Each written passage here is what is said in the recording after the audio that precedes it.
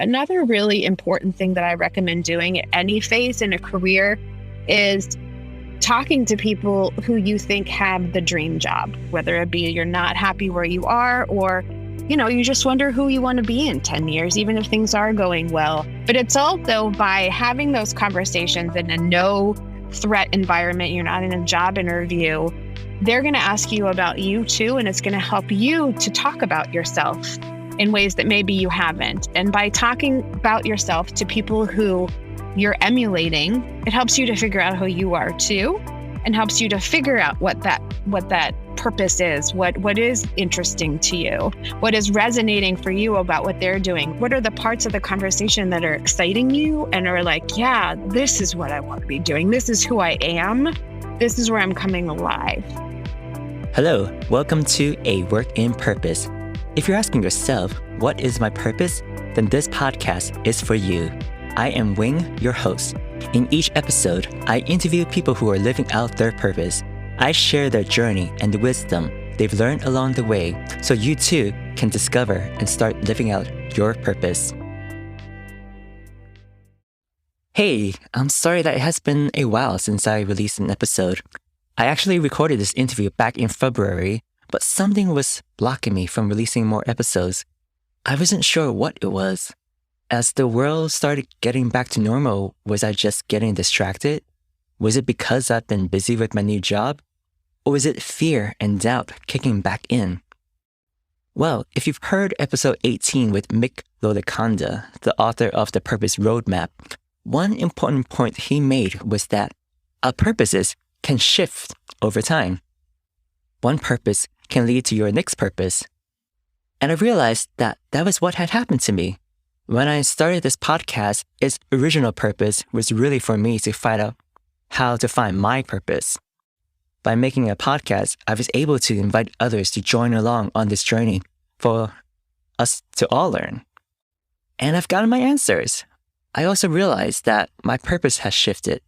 Thanks to this podcast, so many synchronicities happen and so many new paths open to me. I've met other people on the spiritual journey who I would have never met if I hadn't started this podcast. I've explored so many areas of spirituality as a result, too. What's funny is that this was not originally supposed to be a spiritually themed podcast, but somehow it turned into one, which is great because I've gotten more clarity that one of my current purposes is to explore ways to align my creativity and spirituality. I also started a new job last November that wouldn't have happened if it wasn't for the learnings from this podcast. It helped me know with certainty what I was looking for. So in a nutshell, I joined a workplace technology company that makes hybrid work possible. Our bigger mission, however, is to bring people back together in workplace environments in our case. And as you know, during the pandemic, for 2 years, so many of us felt lonely. It was bad already before, but damn, all of a sudden, our sense of belonging was lost. So I'm feeling very grateful that I can now contribute to this bigger purpose of helping to give people a sense of belonging once again at work. Because from doing over 20 interviews for this podcast, I've heard repeatedly that we all need people in our lives who support us and push us forward to reach our full potential and purpose. In other words, we all need a strong sense of belonging to live out our purpose. Since we spend so much of our time working, you might be wondering, how do I find my purpose at work? To answer this question, I am very excited to introduce our guest this episode. Dana Mitra is a professor of education policy studies at Penn State University. She's the author of the book Empowered Professor. She also works as a leadership coach where she coaches professors on how to find one's purpose in their work. But her insights can be applied to professionals in most types of work too. So if you are wondering how you can find more purpose at work, listen on to hear from the amazing Professor Dana Mitra. Hello, welcome to A Working Purpose podcast, Dana Mitra. So excited to have you on. Thanks for having me. You wrote this book called The Empowered Professor, which has a lot of great insights on how to thrive in the workplace, particularly in the university setting.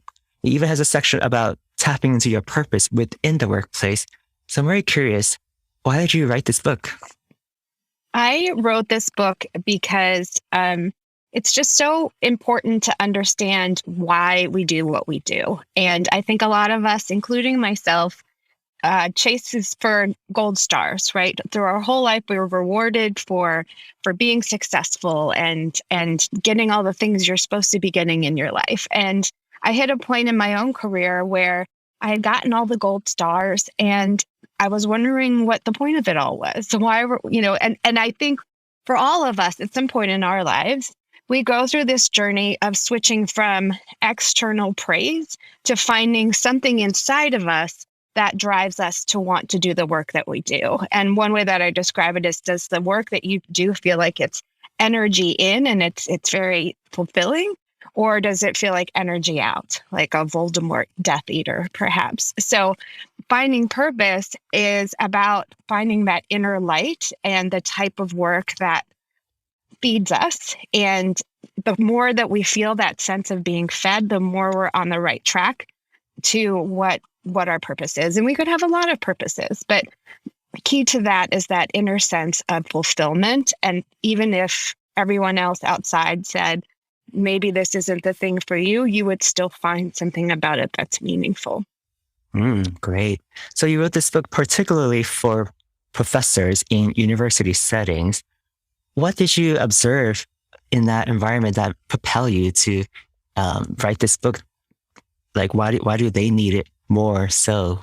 Or maybe not me more so, but just in general, why?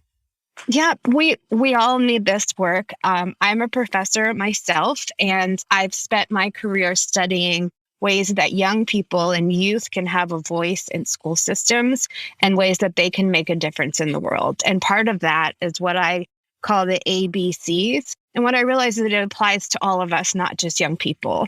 So we need agency, which is a sense that we have some control over the life that we live and control over the work we do, control to connect to our purpose. All of our work has something to do with belonging and connection. And in the pandemic, even the most deepest introvert is realizing they need to reach out and connect more. And then competencies is a C, is that there's a certain set of skills we need to do the work we need to do well. So I always studied that as the researcher side of me with young people. But about 10 years ago, I really felt called to get training as a life coach and a leadership coach. I just had so many people in my life, friends, graduate students, colleagues, coming to me to ask to hold space and bear witness to their own processes and seeking advice. So I figured, wow, if people are going to keep asking me these kind of questions, I should go and get training to be able to support them well. And so what I love about life coaching is that it's about that internal sense that we all have it within us, kind of like when Glinda the Good Witch on Dorothy and Wizard of Oz says, you always had it in you, you just needed to look for it. And so a coach is about helping each one of us find that purpose, find that inner sense of truth that we know is inside of us and bring it out. So it's about asking really deep questions and helping folks to kind of peel away layers of the onion to understand what drives them and what makes them happy. So getting that training and working with my own clients, and naturally, a lot of my clients are in the academic world because that's my own social network. I just realized where I felt that my research work with young people actually could help faculty and actually could help anyone in the workplace when they're thinking about if they're stuck in their career. And I think a lot of us just are struggling with motivation right now in some ways after being in a pandemic for such a long time, and reevaluating what is the purpose of work in our lives and what type of work do we really want to be doing.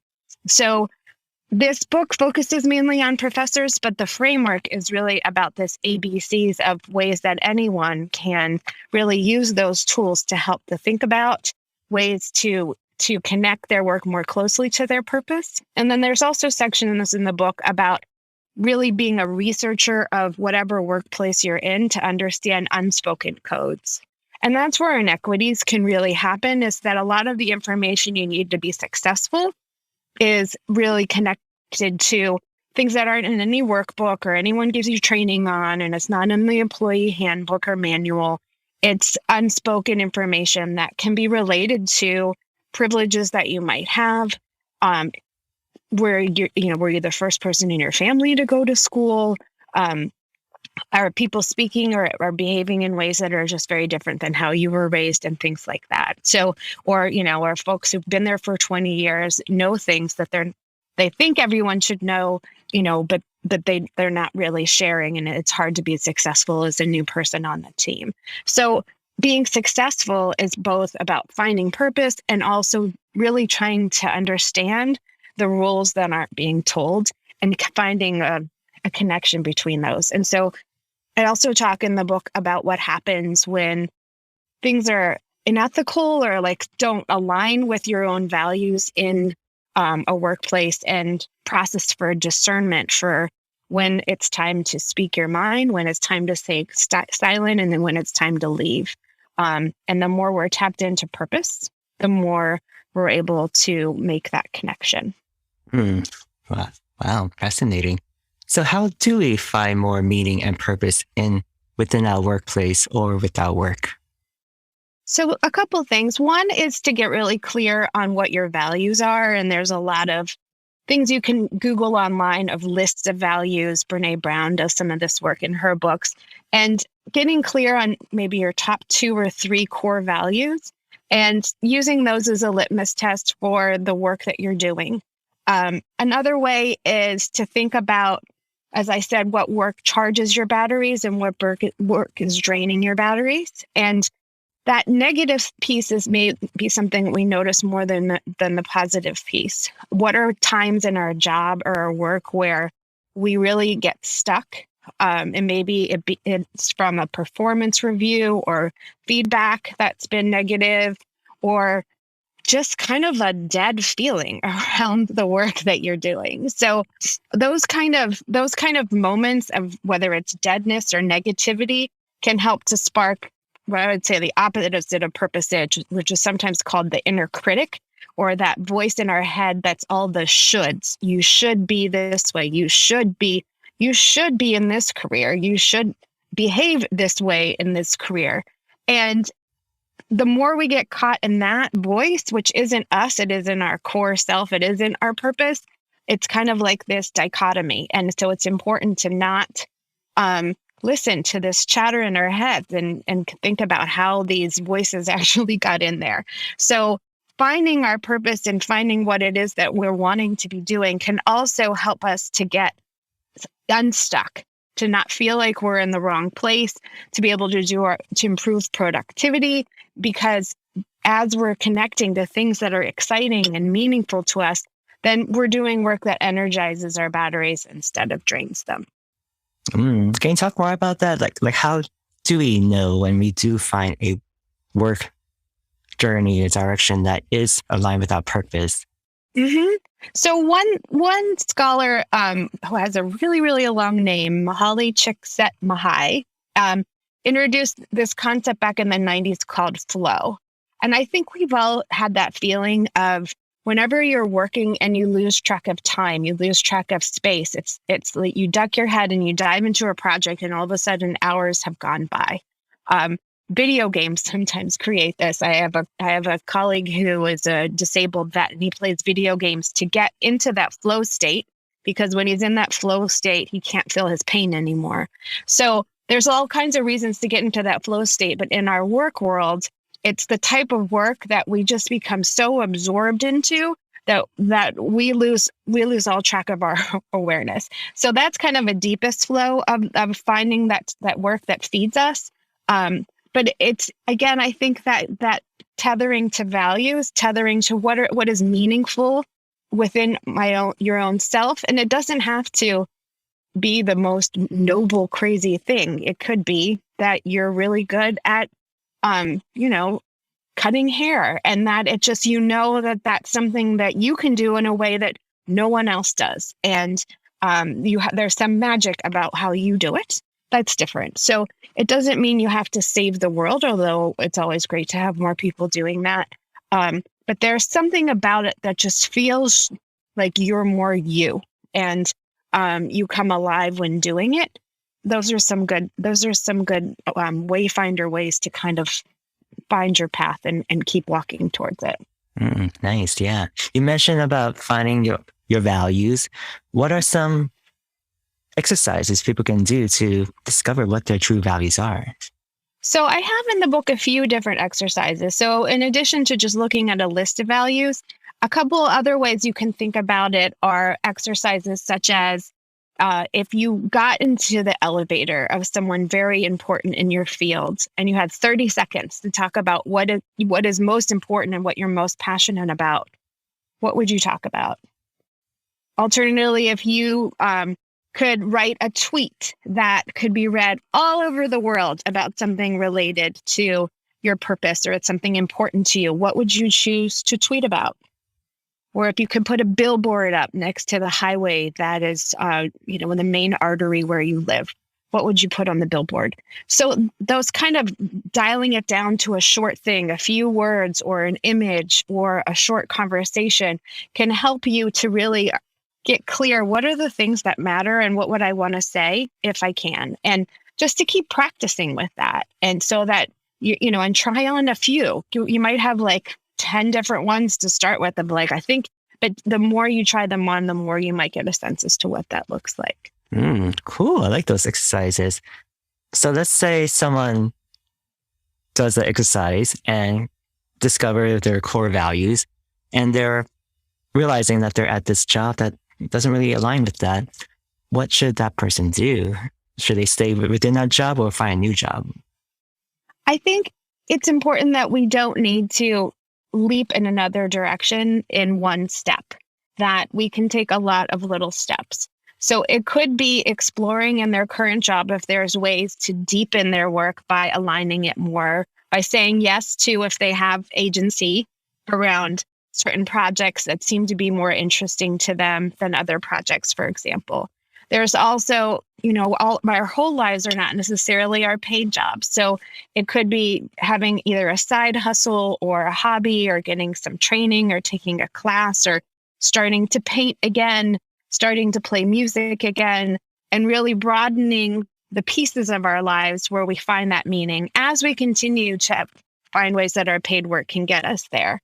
So sometimes our hobby or our side hustle can turn into our paid job if we keep growing it and building it.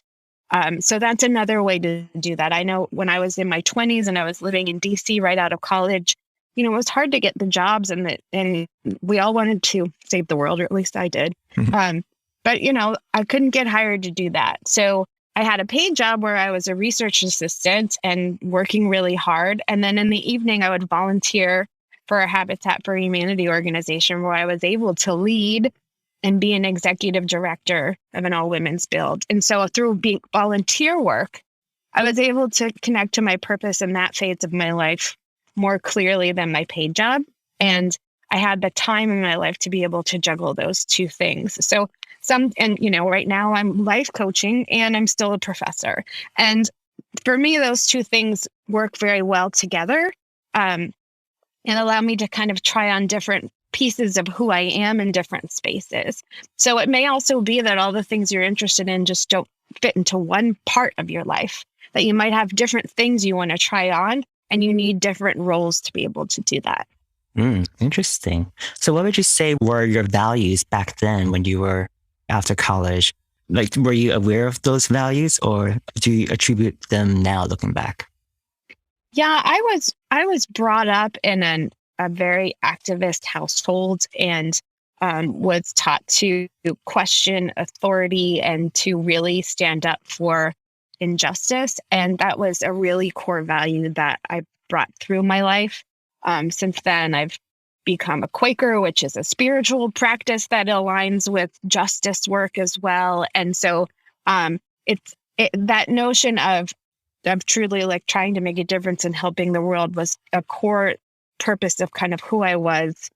And there are a lot of ways we can all change the world. So I knew I wanted to do something related to nonprofits, related to teaching, related to service.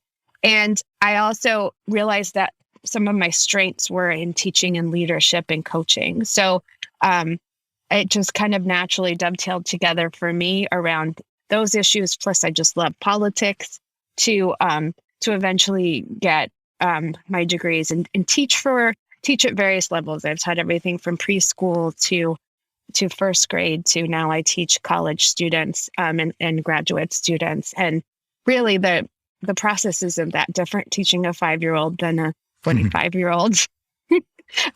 We all have basic desires to learn and to be passionate and to allow our own sense of who we are to come through. So, I feel like we all kind of go down different paths as we're trying to figure out what we're doing. And first of all, we only need to know what the next step is.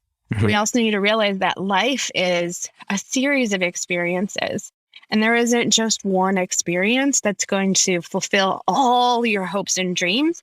But over the course of your life, building experiences by taking one next step are ways to have the broader sense of fulfillment as we begin to age and get a sense that we've had a life well lived. Yeah. Would you say that now, compared to back then, your values have evolved to something else? Like, what's your dominant value now that you are trying to live by? It's interesting because I think what I'm realizing is that for me, at least, that my work life has been fairly clear and straightforward in terms of living lives around justice and service and integrity. And I've had more to grow around values, around important relationships with family, with friends, and learning how to articulate those around authenticity and integrity, which also show up for me in the workplace, but also what connection means. And so I think it's not so much that they've changed, but they've gotten more honed, and I've gotten more clear on what boundaries need to be set in all places, at home and in the workplace, and also ways to build trust and ways to build connection that kind of eliminate. We all have certain wounds from childhood, so trying to heal those while also trying to just be the best mother and wife and friend and daughter and colleague and coworker that I can be. And so being willing to kind of try on different ways and really continue to what I would say being a seeker. I think for all of us, it's about being willingness to keep learning about what we're passionate about, what our purpose is in any given moment in time, and how we can connect with others is just the ongoing work of life. Great. Thank you for sharing that. I want to take a step back and ask you a question. What should people do to thrive in their workplace that most people are not doing?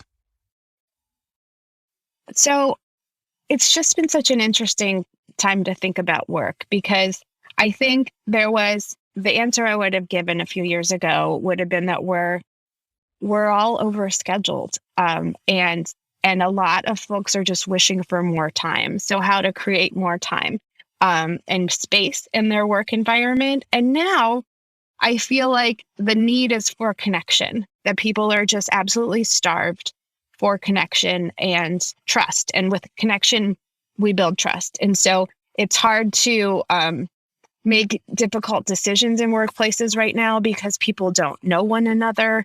There's not that informal way to build relationships. So I would say right now, thriving in the workplace is not so much about carving out self-care, although that's always important, but it's about intentionally finding ways to know yourself and colleagues better. And even within saying that, it's like we've lost the skills of connection. So I'm an extreme extrovert, and I'll spend some time with friends and be exhausted now and be like, do I not like these people anymore? What has happened? And it's the muscle that we're not exercising around human interaction. So we need to really realize that some frustrations and tiredness that we're feeling is because we're not using this muscle. But also, in order to feel fulfillment in the workplace, as Brene Brown again says, we're hardwired for connection. Mm-hmm. So it's just at the core of who we are and our relationships with others, and having positive relations and trust with our coworkers is at the core of it. So thriving means that we know who we're working with and we like them. And if even if you have work that you love doing, if the people around you are just feel like weights pulling on you, it's not going to be a place you're going to stay forever. You're going to either find a way to isolate your own work or you're going to move on. So I think that that's really a key to thriving right now is the stuff we don't talk about, the softer side of connection and collaboration and finding those ways to build trust again. Yeah, I totally agree. So what are your thoughts on like remote work versus hybrid work or fully on-site work? I think it really depends on your profession and your personality, and you're going to need to lean into different things around that. My husband is an introvert and thrilled at the idea that he might be able to stay home and spread his workday out throughout the day longer. He doesn't need as much of that connection, but he's also been in this job for a really long time, so he already kind of knows the people involved. I think if we are going to, and I don't think we're ever going to go back to an in-person environment fully ever again. I don't know what that's going to look like, but I think we're going to need to learn how to build structures into online spaces. So for example, when I run board meetings, we take the first 10 minutes to talk to one another about something good in our lives. And I didn't do that initially because I just felt like people didn't want to be on Zoom as long and they just have to get through this and find ways to make it shorter. But what we realized is that we didn't know one another. And some folks had joined this board who had never met in person. And by sharing good things going on in our lives, it helped us to know each other better and to make connections that just helped us to see each other as a full 3D person and not just as a role in this organization that we were working on. So we need to build informal spaces within technology so that people can just be with one another again. And that's going to be really critical if we're going to stay in a hybrid environment. Mm-hmm. Yeah, I think that's so important. I just started a new job and we work in a hybrid work environment. And as you said, I had no idea how much I myself crave connection, in-person connection. So, and yeah, it's been great. So I wanted to ask you, so on the opposite end of thriving in the workplace, there are these things that hold us back, such as you mentioned, our inner critic and a sense of imposter syndrome. So that prevents us from thriving. So how can we overcome those things? Mm-hmm. So there's a few things that I think are really important. One is to really assuming you haven't been through some really difficult traumas, and if so, please go see a helping professional. But it's really about connecting with your own body and understanding where we get knowledge from within our body. So whenever I do exercises in workshops, and I have this work in the book as well around where is that negative voice coming from? Usually it's in the head, it's in the neck, it's in the shoulders. And when I think about what are moments in your life where you knew something was true, or you had a premonition that proved to be correct, or you just felt something greater than yourself, people tend to think of their heart and their chest. That's called the hara or dantian in Eastern religions. There's this kind of inner space of truth. And so even exercises to kind of pull your shoulders back and open your heart further, and yoga poses are all about like kind of opening that space of wisdom. And so part of that is just to know when you're trying to access truth in yourself versus getting rid of that negative chatter, where in your body to listen for that is step one. And another piece is to just really disassociate from that negative voice and realize it's not truth and it's not you. So I have my clients give their inner critics names to sketch them, and also to be really playful with them. So as I said, if we're experiencing deep trauma or something that connects to a very dark moment, it's really important to work through these kind of things with a helping professional. But beyond that, it's the more we're playful with it, the more that we can kind of see it and not have it take over our lives. The more we get angry at it or frustrated, the more it kind of feeds on our negative energy. So by kind of just noticing it and also even thanking it, because a lot of what the inner critic has done sometimes is was protection mechanisms from parts of your previous life where you needed more protection, for example, but you don't need it anymore, that you have more tools, you have more skills to be able to say, thank you for trying to protect me from this experience, because maybe you had a really awful teacher who told you not to believe in yourself at some point. And in that moment, you needed to armor up and not pay attention to that voice. But now you can realize that every time you start writing a document, that teacher doesn't need to be there anymore. You finished that class a long time ago and walked away from that. So what are the truths you know about yourself? A fun thing you can do is if you're willing to go on social media and just ask people to give 3 words to describe yourself, collect them and throw them into a word cloud or something like that to see which words crop up the most. You might be surprised. And you might learn things in all kinds of ways. In some ways, of course, it's going to be a very affirming exercise. There may also be words that you're like, wow, I didn't know that about myself. Or it even could be, wow, I actually want to start putting forward a different side of myself than what everyone is seeing. So there's a lot of ways that we could learn about ourselves by asking people to say, who am I? What do you see as my gifts to the world? And it'll help you to know which ones are coming forward and which ones you want to shine more. Wow, I love that. I should try that. I'm a bit too afraid to try it, but or trying that. You got to be brave. You got to be brave to do this. But I promise that the overcoming the angst about it, if it feels a little angsty, sometimes that's exactly what you need to do. So as a coach, if I had you say to me, gosh, I feel a little afraid about asking people, I would say, well, then instead of asking 10 people, ask 50. Just do it even more and lean into that unease and really help to push yourself through that to get yourself to a place of confidence. Okay.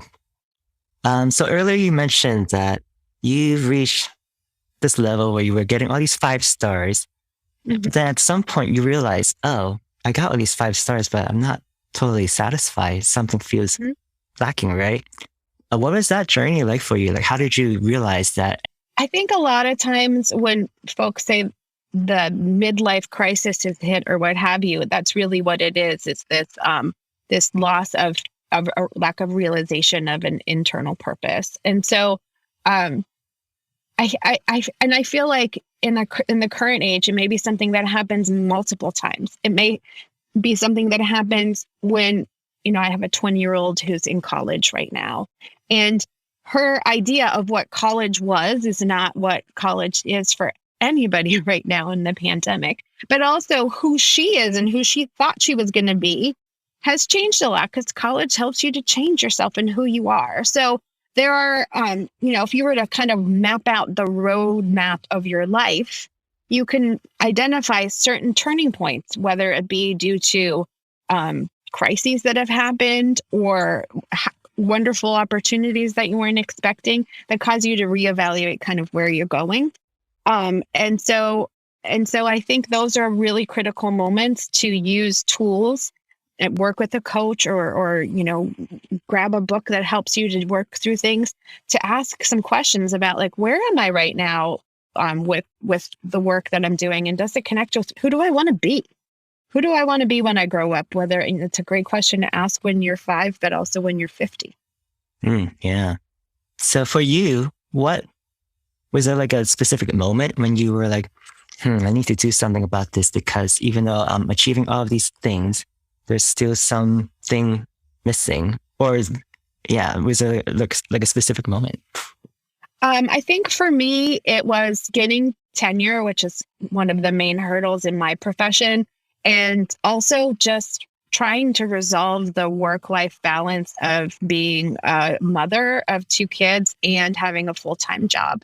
And really trying to get honest with myself that I really actually love my full-time job, but parenting really young kids is not always that wonderful. And yet you're not really allowed to say that being a parent sucks sometimes. And so giving myself permission to feel the feelings around what is hard about parenting, and not just that, I'm trying to be the perfect mom. And I think particularly in this generation of moms, there's been a lot of expectation around what,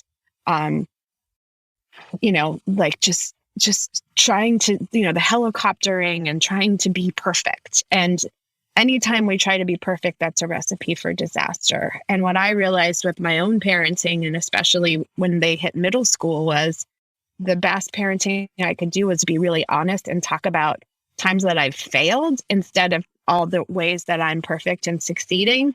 And that's how I can teach them that when you fall down, you can get back up again. The world doesn't fall apart, that you're resilient, that you're fireproof, not that you're not going to feel pain, as Glennon Doyle says, but that you can move through any pain at all because you're that strong. So I think I hit that moment of I'm not a perfect mom, and what does that mean? And so for me, it was more on the parenting side of things, of learning how to not be perfect. And then eventually, I went and got some coaching myself, and was able to kind of be honest and have honest feelings about where things weren't going great. And through being honest about that, it was allowed me to kind of make peace with what doing the best we can means, and what actually matters, instead of how I'm supposed to be as a parent or as a professor or anything like that. Mm-hmm. Cool. So it was after that experience, that's when you decided to go into life coaching? Yeah. Yep. And I just got my own coaching. And then I just got so interested in it, and I kept talking to so many people about it that people started to seek it out for me. And that's when I went to be a coach myself. And I would also say that with a lot of the clients I have right now around workplace issues, another really important thing that I recommend doing at any phase in a career is talking to people who you think have the dream job, or as you're thinking about how you want to move forward, whether it be you're not happy where you are, or, you just wonder who you want to be in 10 years, even if things are going well. It's almost like a natural part of any prescription of work that I give to my clients, that I say you need to go and talk to 3 to 5 people who are at that next step, whatever that next step is you want to take, like, who are they, and find out about them.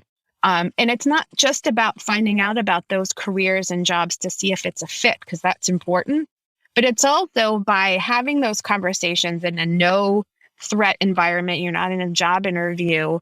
They're going to ask you about you too. And it's going to help you to talk about yourself in ways that maybe you haven't. And by talking about yourself to people who you're emulating, it helps you to figure out who you are too, and helps you to figure out what that purpose is, what is interesting to you, what is resonating for you about what they're doing that's interesting. And also learning ways that they've had a lot of mistakes, and the road is not just straight. And, we all have curves and twists and turns, and some things we didn't work out and some things did. And so learning the different paths and life stories of people who you admire and emulate and want to maybe live a life like, it's really helpful to learn the way they got there, but also where they had troubles, and to learn how to articulate yourself to people to find that resonance is an important word about what are the parts of the conversation that are exciting you and are like, yeah, this is what I want to be doing. This is who I am. This is where I'm coming alive. Yeah, that's a great advice. Yeah, people should be doing that for sure. Cool. So when you discover life coaching through your own experience with it, What was that journey like? In the beginning, were you kind of like hesitant to go into it, or did you kind of realize, oh yeah, this is something I definitely want to do and pursue further? I think what I've learned about myself is that I'm usually a hell yes for things. And where I need to learn is when I need to say no to things. So saying yes to life coaching was really easy for me because I love doing like exploration and going on retreats and yoga and, spiritual stuff. And so I felt like life coaching was an extension of that. I really liked the model of the questions and that the client is a co-builder in the journey as opposed to a therapy model. And I also just had a really great coach who was, before being a coach, she was a doula, a birth coach for me. So I already had a lot of trust with her, which helped. But it really, I think that journey for me was about permission to not be perfect, permission to not have it all figured out, and that a lot of the joy in life is actually the messiness, and that it's okay to not have it all figured out.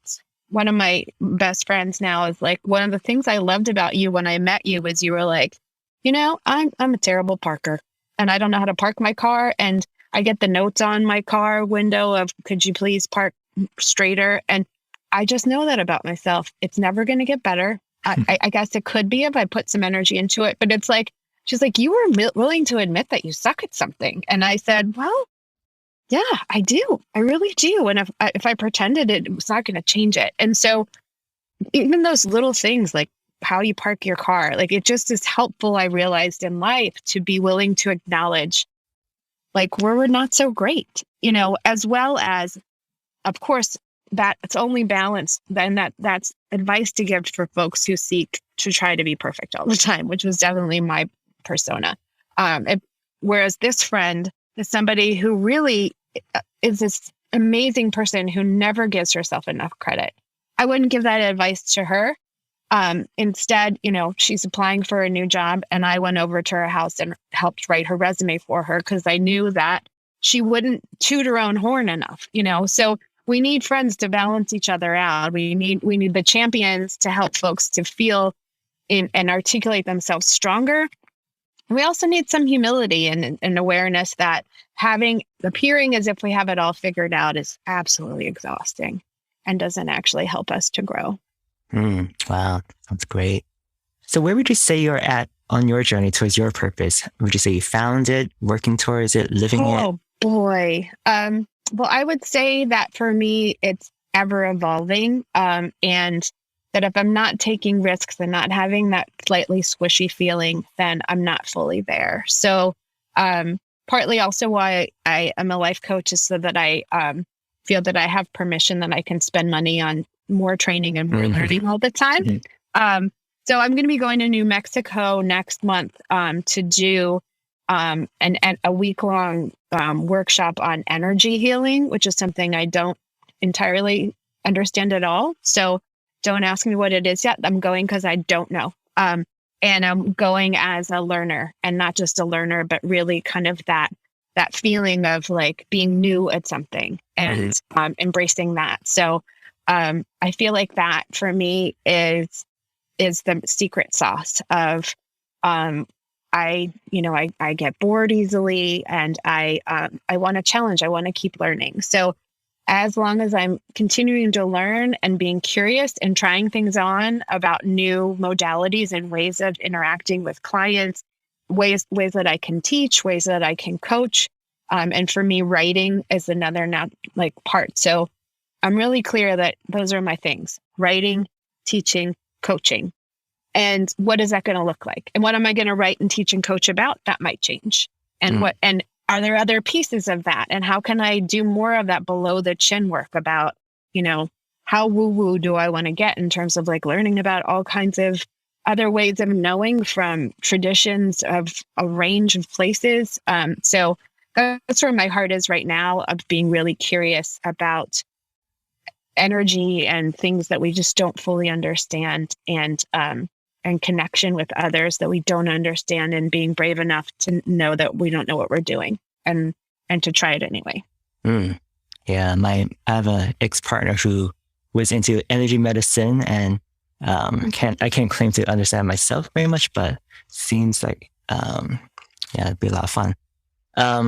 So what would you say is your current purpose, if you can put it in words?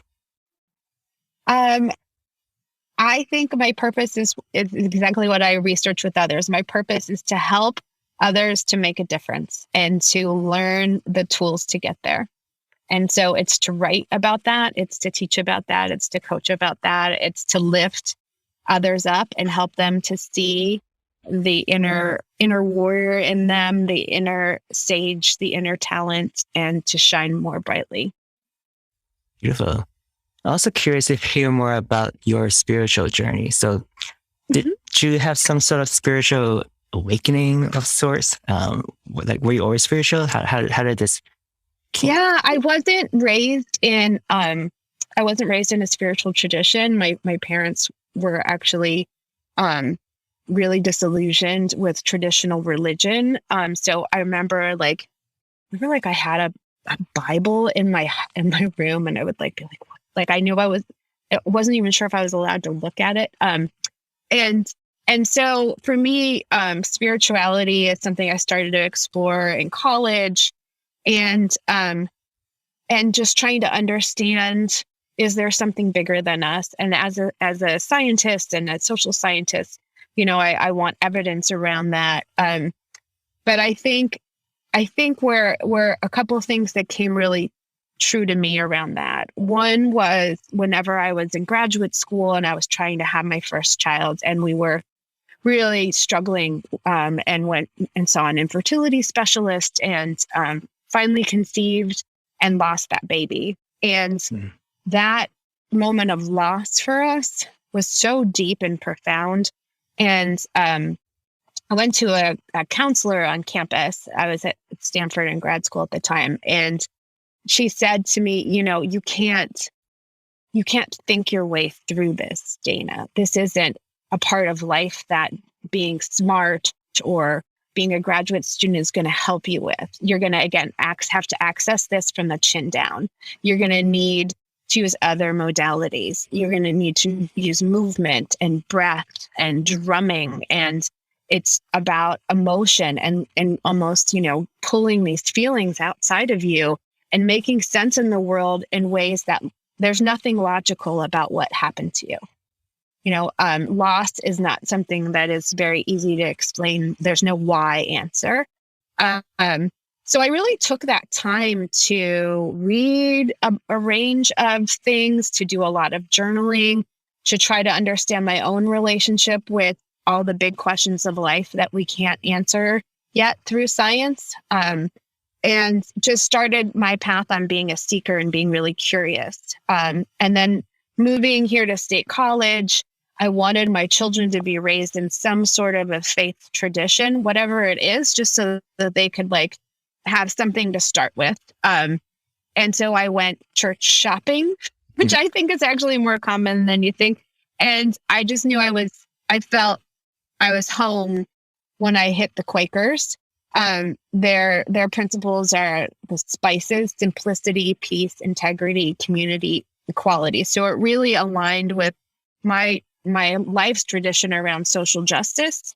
And it was the one place where I felt like I could send them to Sunday school or to the little kids' school, and I had no concerns about what was said to them, about them being naturally creative, whole kids themselves and being filled with light and love. I was concerned about faith traditions that go on the idea that we're the original sin, and the notion of original sin, and that we're naturally evil. I did not feel comfortable in my family having that taught to my children. So that's where I found Quaker faith, and I just kept going deeper and deeper into the notion that Quakers have that we connect with a broader presence through we know it experientially. And that's where the scientist in me appreciates it, that there's not someone telling us, but you sit in silence and you listen and you feel connection.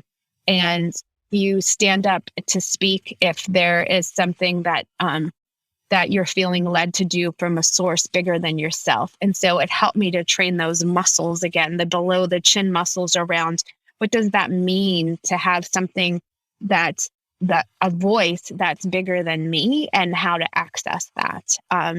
And that's kind of led to all these different range of experiences towards connection that is bigger than the conscious logical connection of how we interrelate to one another. And, reading these fabulous books about how trees talk to one another, and, seeing examples in science as well. But that is my faith path. And it's so connected to me to coaching, because for me, it's about getting still. All the magic to life is getting still and quiet enough to hear your own truth. And it's going to speak to you if you listen. And Oprah calls it God whispers. About there are things you're meant to do in your life. And first it'll whisper, and then eventually it'll literally may knock you over the head if you're not listening, and knock you off your feet if you continue down a path that is not serving you or is not where you're meant to be. So better to listen when it's a whisper than when it's a 2x4 literally flying across the room and knocking you out. So. Wow, thank you for sharing that. Are there any particular spiritual practices that you've done that you recommend that people do to get in touch with their higher self, their inner voice, their inner wisdom? I think it's personal, and everyone says to meditate, and yes, if you can pull that off, amen. I'm definitely somebody that is constantly moving, and exercise is really important to me. And so I find that I'm able to have a clear connection through movement. And particularly I got a dog so that I could take a walk every day, because the dog was going to make me, because I realized that I was a better person when I get outside every day. And I'm fortunate enough to live in a college town where, at the end of our street, there's woods. So being in the woods every day for 45 minutes is my spiritual practice. And it connects. And when things don't make sense in the world, I get out, I just go to the woods. And that's, Ralph Waldo Emerson calls it the oversoul, but it's almost like those window blinds that you turn, and then it's solid, and then it opens and you can see. That experience with nature, Thoreau talks about this a lot too, is kind of this blind that if you sit and you spend enough time, you gain truths of the universe by, it's also called forest bathing in Japan. So I think for me, it's hiking and just being among trees and being outdoors, and just connecting with animals too, connecting with my dogs, connecting with young children. That energy, that innocence is, and I still try to sit in silence, and I go to Quaker meeting, which is an hour of silence. And I gain insights there, but I also know that I won't be able to sit in silence unless I've done like an hour workout beforehand and got my energy, like my anxiousness out, and then I can sit still. So there's a lot of wonders that can happen by sitting still, but some of us have a lot of energy to get out first. Do you find that you were able to get clarity about your purpose after you started doing these spiritual practices, or did you have that clarity beforehand already? I think that, just like I said, of a muscle that you learned and developed, that I've gotten stronger at being able to access that voice more quickly. That I've been able to really believe that if you ask questions of yourself and just throw it out there to the universe, that the universe will answer. If you're brave enough to ask the question, ask your questions wisely, because so that you get the answers that you really want to hear. So for example, like I'm a big believer in like intention and what intentions you set on. So I always choose a word for the year. I make my kids choose a word for the year. We do little craft activities around it. And one year I chose the word elevate, and the same day I sprained my ankle and I had to keep it elevated. So choose your words wisely. If you use a vision board or visual ways of articulating purpose, and I think I highly recommend that too. And I talk about that in the book as well. Again, be really precise and specific. I discourage clients from saying, I want a life of more excitement, for example, because I was like, excitement can be good and it can be bad. Mm-hmm. Excitement can be drama. So be really clear and precise and have a clear intention as to what that looks like. I also really discourage clients from saying that their goal is to make money. The research shows that that's not going to get you to a purpose, that you will make more money the more tapped into your sense of purpose that's there, because you're just naturally going to be a fantastic person at what you're doing, and it'll feel like money is flowing in faster, but you can't get to that. That's an antecedent or a consequence of finding purpose. If your purpose is to make money, you're not necessarily going to get there. And if you make a lot of money, that's a big one of the biggest external stars of now what? Like money doesn't have meaning in itself beyond the initial level of getting out of poverty, is what the research said. There's no correlation between money and happiness beyond not having to worry about basic needs. Quick question. What's your word for this year?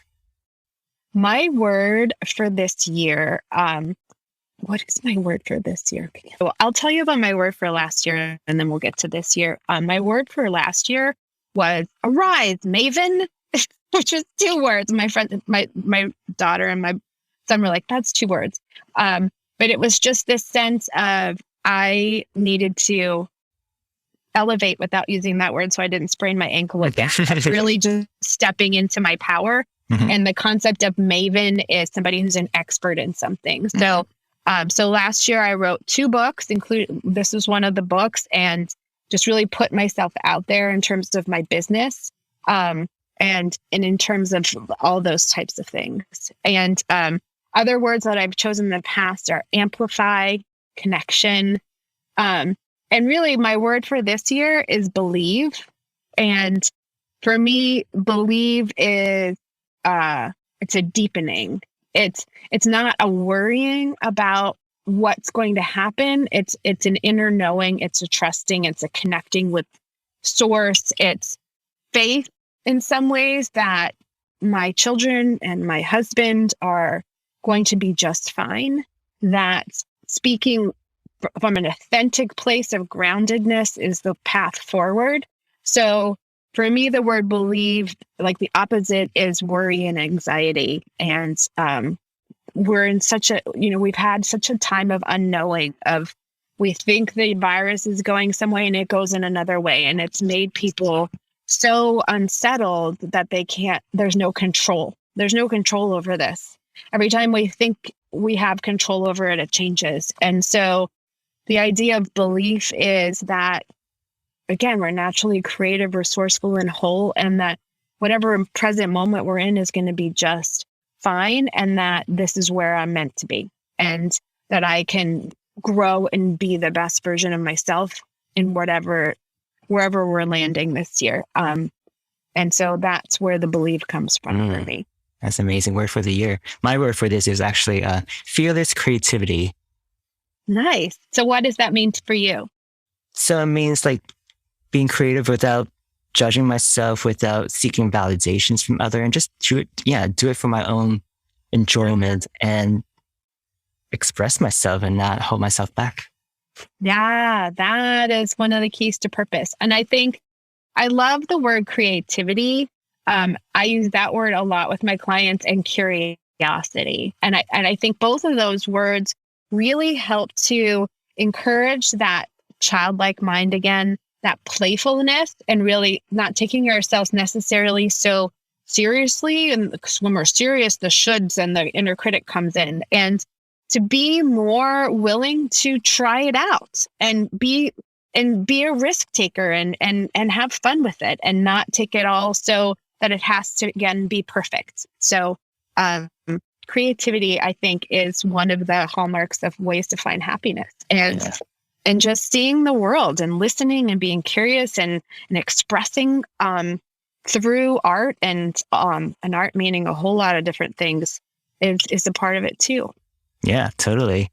I wanted to ask you, so for people who have found their purpose, but they're too afraid to step out of their comfort zone, what steps should they take to get there?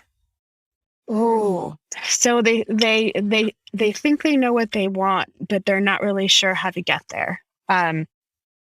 So I think what we were talking about just now around the playfulness is helpful. I think starting in low stakes places around maybe having it start out as a hobby or as a side hustle, trying on new ways of being among safer people, taking baby steps, and also really finding a way to monitor your practice, having an accountability mechanism to show that you are, whatever steps you're taking, you're stepping forward into it. Even if it's just dipping your toe. I had this thing, it really worked through the month of January. I have to be honest, the month of February, not as much, but it was a habit tracker. And it was like the word January with the numbers in it. And I took a colored pencil and every day I did writing on my blog for my coaching practice. I got to color in a square. I know people who use it for working out, for example, or what have you.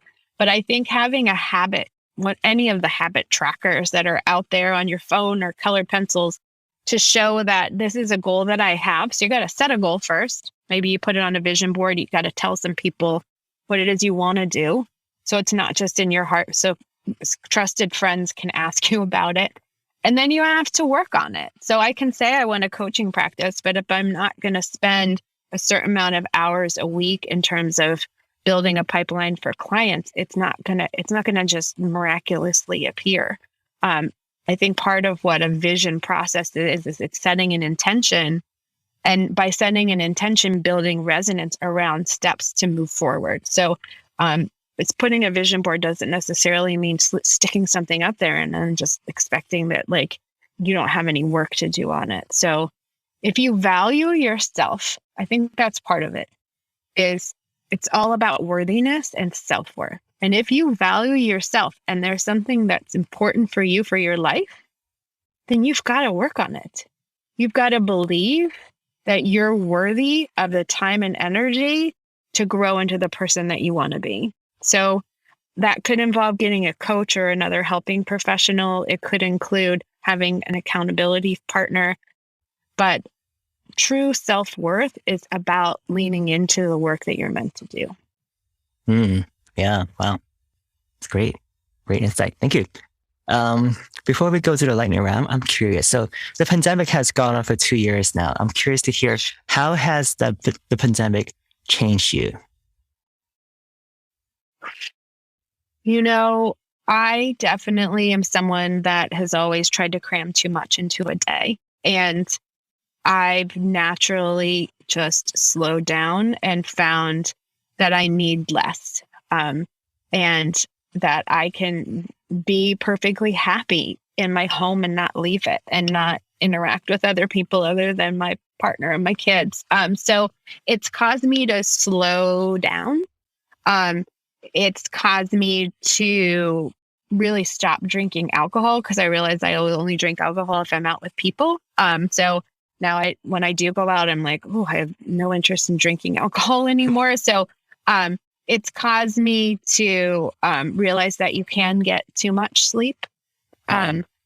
It's caused me to read probably about 100 novels, to get a puppy that I love. So kind of really, when we think of like a gratitude practice, you know, I really try to push my clients to that it is an important practice, but it's about the teeny tiny moments, not like my coach told me to do a gratitude practice and was like, it's just dumb. I mean, every time I open the page, I'm like, yeah, I'm grateful for my job and my kids and my house. And she's like, just stop. You're not grateful for any of that. Maybe you're grateful when you shut the door and you don't have to interact with anybody.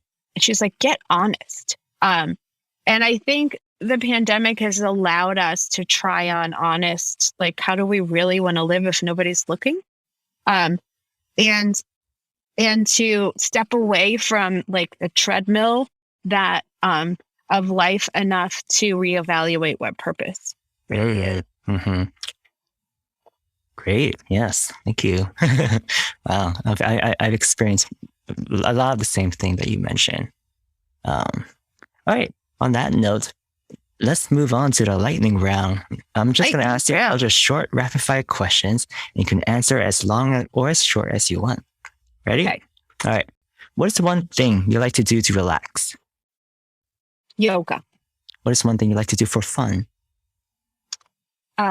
Walk with friends and have really great conversations while we're walking or hiking in the woods. Nice. What is one thing that makes you enthusiastic? Enthusiastic.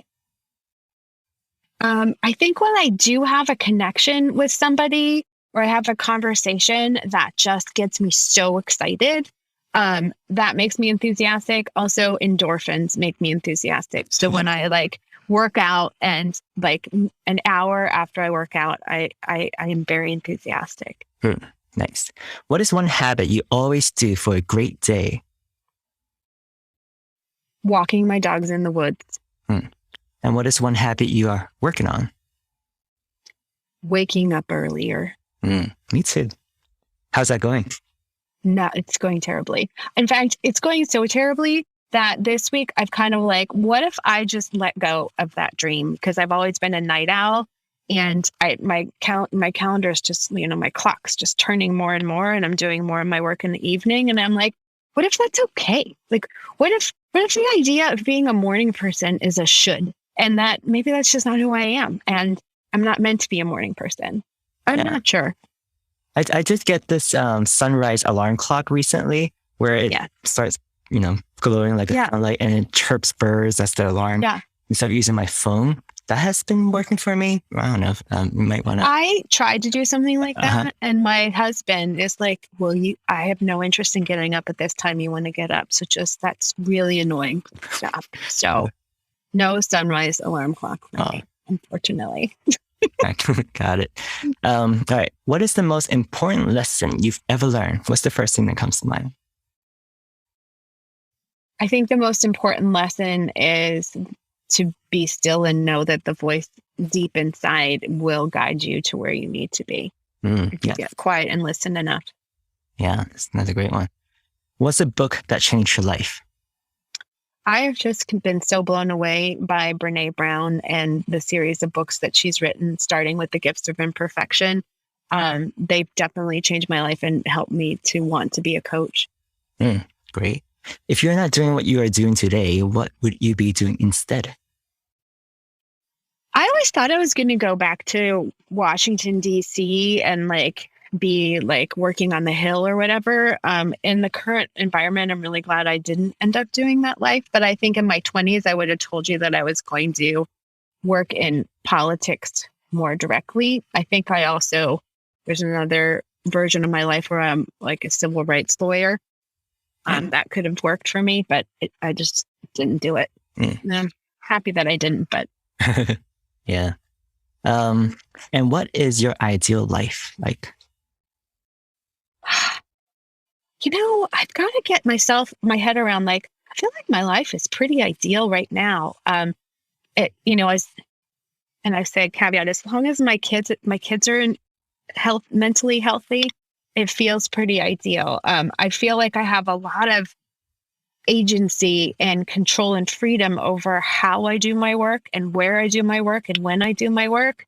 And I think there's a balance in a lot of jobs between power and freedom, and I've choose freedom. And that's why I went into academia versus going back to Washington, D.C. to be an advocate or a policy advocate, because as a professor, I have a lot of control over what work I do and how I do it. So, and in the pandemic, I'm just finding that I learned through coaching how to not hustle for my worth on the work side, and I'm learning how to not hustle from my worth on the social side too, around friendship and things like that. I think the isolation of quarantine actually helped me to kind of pare down who matters and realize that you can only truly have so many people that are truly meaningful and beyond, and to really invest in those people who are investing in you,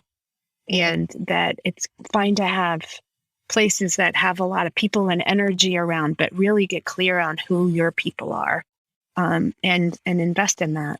I think I'm also going to be an empty nester next in a few months as my second child goes off to college, and part of me just wants to like get one of those campers and drive about the country. Since I can do a lot of my work remotely and being blessed with that, and just like going for a while, and just being wherever they're, like just going from woods to desert to, being so obsessed with being outside and finding meaning with that, just wanting to try on different spaces and what it feels like to be in them. Yeah. I have a feeling a few months from now, when I reach out to you, you will be doing that. I feel like. I might be. Just might be. Why not? How do you define purpose? Purpose is the inner voice of truth when we get quiet. And it is decisions that feel like when we're doing them, that we're becoming energized instead of depleted. Great. That's a great definition. And lastly, do you have any requests you would like our listeners to do? I think the requests are to remain curious, and to listen, and to listen to the inner voice, and also to listen to others. And that's the magic. Great. Where can people find you? You can find me on Facebook at Dana the Coach. You can find me at danamitra.net. And you can find me on Instagram at the Professor Coach, and on Twitter, I'm Doc Dana, DOC. Awesome. I'll add all those links into the show notes. Wow. Thank you so much, Dana Mitra, for being a part of a Work in Purpose podcast. I love hearing your stories and insights. Thank you so much. It was great talking with you. Thanks for having me.